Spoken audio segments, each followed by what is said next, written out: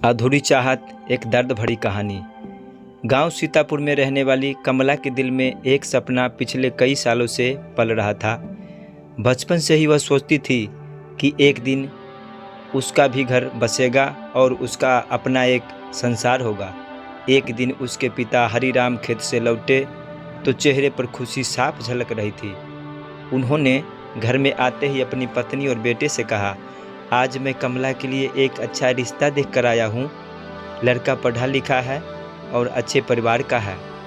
कमला यह बात दरवाजे के पीछे से सुन रही थी। यह सुनते ही उसका चेहरा खिल उठा। वह अपने कमरे में गई और आईने के सामने खड़ी होकर खुद को देखने लगी। उसे लगा जैसे उसके सारे सपने सच होने वाले हो। अब कमला को न दिन में चैन था और न रात में नींद। वह हर वक्त अपने होने वाले पति के बारे में सोचती रहती। कभी मुस्कुराती, कभी शर्मा जाती। कुछ दिनों बाद लड़के वालों के आने का दिन तय हुआ। शाम करीब 5 बजे मोहन अपने परिवार के साथ कमला को देखने आया। कमला चाय की ट्रे लेकर जब उनके सामने आई तो एक नज़र में ही उसे मोहन पसंद आ गया। मोहन भी कमला की सादगी और सुंदरता देखकर प्रभावित हो गया। दोनों परिवारों ने थोड़ी बातचीत की और रिश्ता तुरंत तय हो गया। शादी की तारीख भी सिर्फ 10 दिन बाद ही रखी गई। घर में खुशी का माहौल था। कमला की सहेलियां उसे छेड़ती तो वह शर्मा जाती। आईने में अपनी सजी हुई सूरत देखकर वह अपने नए जीवन के सपने बुनने लगती। आखिरकार शादी का दिन भी आ गया।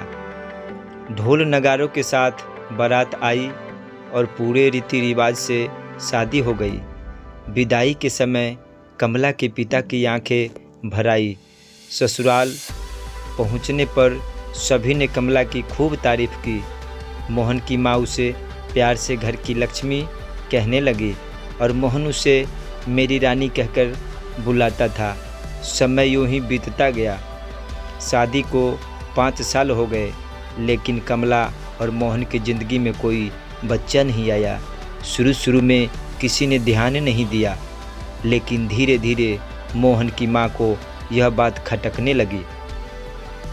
एक दिन उन्होंने मोहन से कहा, बेटा, शादी को इतने साल हो गए मगर अभी तक हमारे घर में बच्चे की किलकारी क्यों नहीं गूंजी। मोहन ने समझाते हुए कहा, माँ, चिंता मत करो, हम डॉक्टर से मिलेंगे और इलाज करवाएंगे।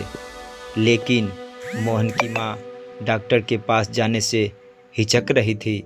उन्हें लगा कि यह बात समाज में फैल जाएगी। उन्होंने कहा कि गांव में एक ओझा आया है जो ऐसे मामलों में पूजा पाठ करके समस्या दूर करता है।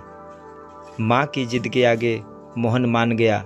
कुछ दिनों बाद ओझा उनके घर आया और कई रातों तक पूजा पाठ का नाटक चलता रहा।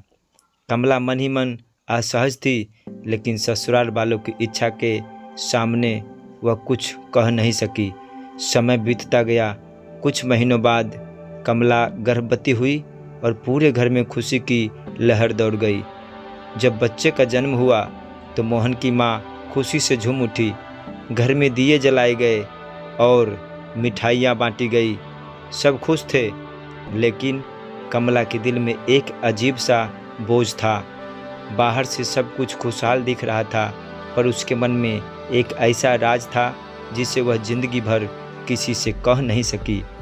इस कहानी के सभी पात्र और घटनाएं काल्पनिक है। इसका किसी भी जिंदगी से कोई संबंध नहीं है। अगर किसी के जिंदगी से मेल होता है तो उसे एक संयोग माना जाएगा।